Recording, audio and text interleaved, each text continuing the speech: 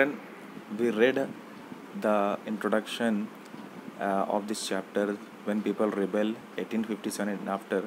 So in this chapter, as we have introduced the chapter that how the British East India Company as it entered to India, and with the coming of the British to India, the Nawabs, the rulers, the Maharajas, they lost their power.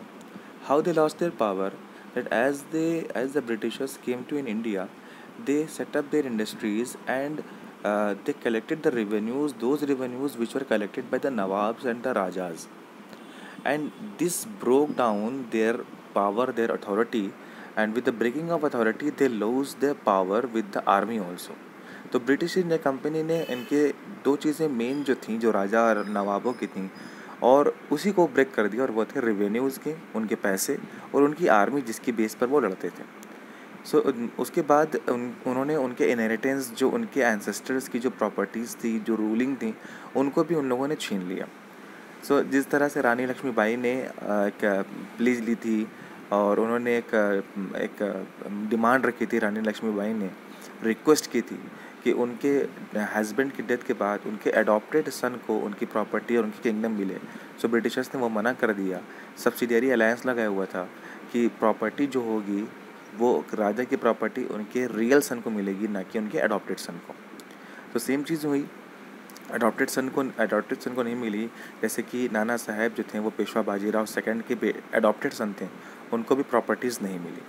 इस तरह से properties को ना देना, उनकी army को डिस्बैंड कर देना, उनके रिवेन्यूज़ को ले लेना, उनकी टेरिटरीज़ को एनेक्स कर देना, ये सारी एक कॉन्स्पिरेसी थी, एक प्लॉट था ब्रिटिशर्स का कि हमारे इंडिया पे कैसे वो रूल करें.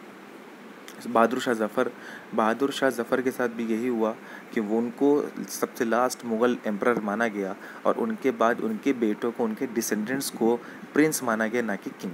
प्रिंस क्यों माना गया? क्योंकि वो राजकुमार माने जाते थे, वो राजा नहीं माने जाते थे, क्योंकि उनके बाद ब्रिटिशर्स ने पूरा इंडिया को डिवाइड एंड रूल कर दिया.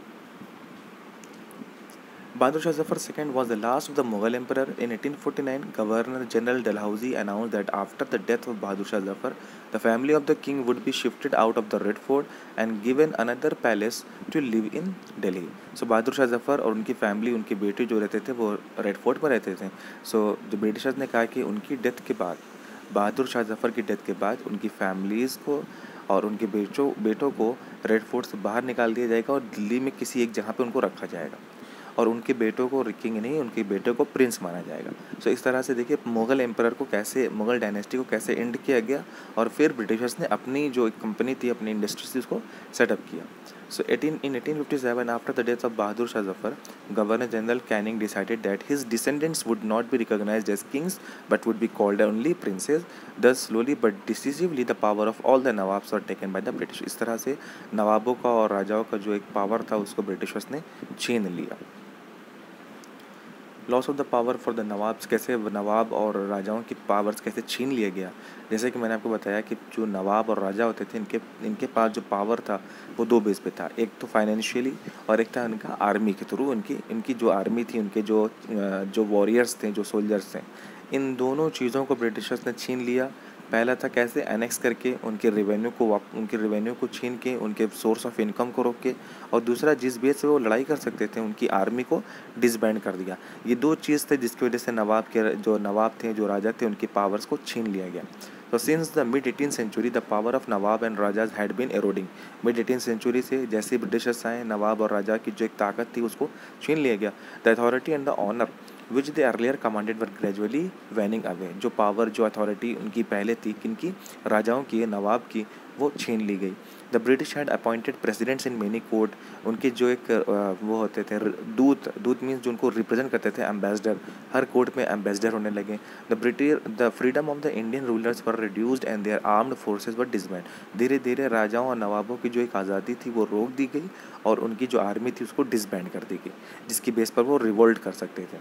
The company also took away the revenues and territories in stages. धीरे धीरे ब्रिटिशर्स जो थे, उनकी रेवेन्यू, उनकी जो एक कंपनी थी उसको ब्रिटिशर्स जो थे, जो उनकी रेवेन्यू थी, जो उनकी आर्मी थी, उनको रोकते गए, और उनको पूरी तरह से डिस्टर्ब कर दिया. राजाओं नवाबों की जो एक अथॉरिटी थी उसको छीन लिया गया. Failed negotiations of ruling families. जब ये छीन लिया गया, इनकी पावर छीन लिया गया, तो जो रूलिंग फैमिलीज़ थी, जो राजा महाराजा थे, उन्होंने ब्रिटिशर्स के सामने एक डिमांड रखी, एक अपनी एक डिमांड ये रखी कि उनके मरने के बाद, उनके हटने के बाद उनकी प्रॉपर्टीज़ को उनके बेटों, उनके अडॉप्टेड सन में दे दी जाए। सो ये नेगोशिएशंस रखा गया, लेकिन नेगोशिएशन भी कैसा हो गया, फेल हो गया। क्यों हो गया और क्या हो गया? Many ruling families try to negotiate with the company to protect their interest but they failed. जब राजा महाराजा ने देखा कि इनके सोल्जर्स, इनके जितने भी वॉरियर्स, इनके जितने भी रेवेन्यूज़ है, सब रोक दिया गया है, अभी ये किसी भी पावर में नहीं है, तो इन्होंने कोशिश की ब्रिटिशर्स से कि थोड़ा बहुत बात करके नेगोशिएट कर लें और इनके बाद इनकी फैमिलीज़ को वो सारी चीज़ें मिले जो इनको मिलती थी। तो ब्रिटिशर्स ने उस चीज़ को मना कर दिया, एक्सेप्ट नहीं किया। Let us take the example of Rani Lakshmi Bai of Jhansi. After the death of her husband, she wanted her adopted son to be recognized as their heir to the kingdom. रानी लक्ष्मी बाई की husband की death के बाद वो चाहती थी कि उनके adopted सन को वो सारी प्रॉपर्टी, सारे किंगडम्स मिले जो उनके हस्बैंड के थे, लेकिन ब्रिटिशर्स ने मना कर दिए, क्योंकि ब्रिटिशर्स का ये रूल था कि किसी भी रूलर, किसी भी किंग के मरने के बाद अगर कोई उनका रियल सन है या डॉटर है तो उसको प्रॉपर्टी मिलेगी, और अगर किसी भी किंग के पास उसका रियल सन या डॉटर नहीं होगा तो उसका पूरा किंगडम गवर्नमेंट के पास चले जाएगा, और गवर्नमेंट इस टाइम जिसकी थी वो थी Britishers. Similarly, Nana Saheb, who was the adopted son of Peshwa Bajirao II, wanted his father's pension when the Peshwa died. So Peshwa Bajirao के जो बेटे थे सेकंड, वो थे नाना साहेब, उनको भी वो चीज़ नहीं मिला जो वो चाहते थे। वो चाहते थे कि उनके फादर की पेंशन उनको मिलती जाए, लेकिन वो चीज़ गवर्नमेंट ब्रिटिशर्स ने मना कर दिया। But the company always turn down such request. ऐसे रिक्वेस्ट को कंपनी ने माना ही नहीं, रिफ्यूज़ कर दिया। एनेक्सेशन ऑफ अवध, धीरे धीरे ब्रिटिशर्स बढ़ते बढ़ते अवध आ गए। अवध से सेंट्रल इंडिया था। सेंट्रल इंडिया मीन्स जो हमारे पास उत्तर प्रदेश है, दिल्ली है, बिहार है, इन सारे एरियाज़ को पहले अवध बोलते थे, सबसे बड़ा एरिया होता था। A subsidiary alliance was impose on Awadh in 1801 and was fully taken over in 1856। धीरे से सब्सिडियरी अलायंस लगाया। सब्सिडियरी अलायंस मीन्स जो भी प्रॉपर्टी होगी, अगर कोई उनका अडॉप्टेड सन, अगर कोई इनका रीगल सन होगा राजा का तो उसको मिलेगी, और नहीं होगा तो पूरी प्रॉपर्टी गवर्नमेंट के पास। इस तरह से स्टार्ट किया 1801 में, और धीरे धीरे पूरा अवध, पूरी जो टेरिटरी थी वो किसके अंडर में आ गई? ब्रिटिशर्स के अंडर में आ गई। Miss rule by the Nawab was given the reason for the annexation of Awadh. और अवध को अनेक्स करने की, कब्जा करने की जो एक रीज़न बताया गया वो ये बताया गया कि वहाँ के नवाब और वहाँ के राजाओं को रूल करने का प्रॉपर वे नहीं पता है, इसलिए अवध किसके अंडर में चला गया? ब्रिटिशर्स के अंडर में चला गया। Plans to end the Mughal dynasty, कैसे मुगल डायनेस्टी को एंड किया गया? जैसे हमने शुरू में पढ़ा था, कैसे बहादुर शाह जफ़र को आखिरी मानकर उनके बच्चों को प्रिंस माना गया, न कि किंग माना गया। The company was also working on its plan to bring the Mughal dynasty to an and.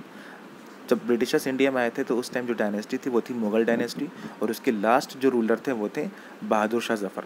सो बहादुर शाह जफ़र को आखिरी एम्परर मान के उनके बच्चों को ना कि राजा मान के राजकुमार मान लिया गया, प्रिंस मान लिया गया, और वहीं से मुगल डायनेस्टी को एंड कर दिया गया।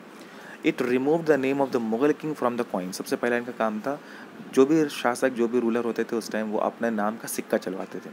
सो कंपनी ने सबसे पहला जो काम किया वो ये किया कि मुगल डायनेस्टी के सबसे आखिरी रूलर को, उनके किंग रूलर को, उनके डिसेंडेंट्स, उनके बच्चों को किंग ना मान के प्रिंस माना। दूसरा, जो उनके टाइम की जो कॉइन्स होती थी उनके ऊपर राजाओं का नाम होता था, उनका नाम हटा दिया गया।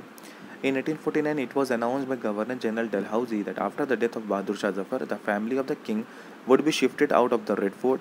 It was announced that they would be given another place in Delhi as a residence. So Delhi के लाल किले से निकाल के उनको दूसरी जगह दे दिया गया। That means कि अब मुगल एम्परर एंड हो चुके हैं, मुगल डायनेस्टी खत्म हो चुकी है। In 1856, it was decided by Governor General Canning that Bahadur Shah Zafar would be the last Mughal king. After his death, none of his descendants would be recognized as king. They would be called princes. So उनके मरने के बाद, बहादुर शाह जफ़र के मरने के बाद, उनको red fort से निकाल भी दिया गया, और दूसरा उनके बच्चों को किंग नहीं माना गया, प्रिंस माना गया। दैट मीन्स कि अब किंगशिप खत्म हो चुकी है, अब सिर्फ किसका रूल चलेगा? ब्रिटिशर्स का रूल चलेगा। The peasants and the sipahis, peasants और सिपाहीज में क्या था? किसान और जो सोल्जर्स थे, वॉरियर्स थे, उनका क्या इम्पैक्ट था, उनका क्या रोल था? So the peasants were not happy with the high taxes and rigid method of revenue collection. अब मुगल से और जो राजा महाराजा थे, इनका रेवेन्यू कलेक्ट करने का तरीका अलग था। ब्रिटिशर्स का रेवेन्यू कलेक्ट करने का तरीका अलग था। वो कैसा था? रेवेन्यू मीन्स होता है जिसके थ्रू इनकी गवर्नमेंट चलती थी। आज के टाइम में इसको हम बोल सकते हैं टैक्सेस। सो गवर्नमेंट उस टाइम जो थी वो रेवेन्यू कलेक्ट करती थी, और वो रेवेन्यू कैसा था? टैक्स को बढ़ा दिया। जब ज़्यादा टैक्स होगा तो इनकम ज़्यादा होगी और ब्रिटिशर्स उससे ज़्यादा फ़ायदा उठा पाएंगे। सो उस तरह से पीजेंट्स जो थे वो खुश नहीं थे। Many peasants had lost the land they had been tilling for generations because of their failure to repay their loans. So Britishers ने एक तरीका अपना लिया था और वो तरीका ये था कि जो भी पैसा या जो भी लोन वापस नहीं ले देगा उसकी ज़मीन पूरी की पूरी चली जाएगी ब्रिटिशर्स के पास। The Indian sepoys were not happy about their pay, allowance and the conditions of service. Some of the new rules violated their religious sensibilities and beliefs. एक तरफ पीजेंट खुश नहीं थे with the coming of high taxes revenue collect करने के लिए, और सिपाही जो सोल्जर्स थे वो खुश नहीं थे क्योंकि उनके अलाउंस जो उनकी सैलरीज थी वो इंक्रीज़ नहीं थी, वो नॉर्मल थी, उतनी नहीं थी जितनी इनको चाहिए थी। Began believe against sea voyage and its impact. ये सोल्जर्स के लिए था, इनका जो यकीन था, जो भरोसा था वो ये था उस टाइम का, जिसको हम सुपरस्टिशन बोलते हैं, अंधविश्वास, वो ये था कि लोग ये नहीं सही मानते थे अगर समुद्री सफ़र या पानी का सफ़र करते थे तो उसको शुभ नहीं मानते थे, अच्छा नहीं मानते थे। तो उसका इम्पैक्ट क्या हुआ? सी वोएज मतलब होता है समुद्र का सफ़र या पानी का सफ़र। The Hindus believe that crossing the sea would mean that they would lose their religion and caste. ये मानना था कि अगर वो सी के थ्रू ट्रैवल करेंगे तो उनका जो रिलीजन है, जो कास्ट है, वो क्रॉस हो जाएगा, वो सही नहीं रहेगा। इन 1824 when the sepoys were told to go to Burma means Myanmar by the sea route, they refused to follow the order।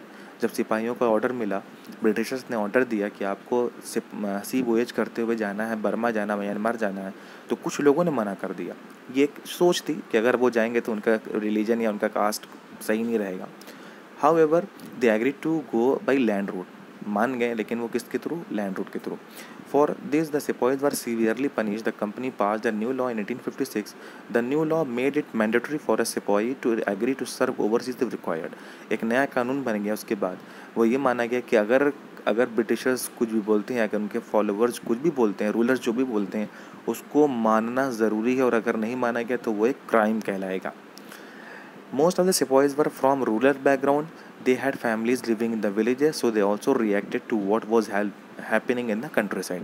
कुछ सिपाही लोग कुछ गांव से रिलेटेड थे, तो उनको गांव में भी जो भी प्रॉब्लम्स हो रही थी उसमें भी उनको पार्ट लेना था, पार्टिसिपेट करना था। रिस्पॉन्सेज टू रिफॉर्म्स, अच्छा, बदलाव धीरे धीरे हो रहे थे, कॉन्टीन्यूसली चेंजेस आ रहे थे। क्या रिस्पॉन्स था रिफॉर्म्स को लेके, ये हम पढ़ेंगे अगली वीडियो में।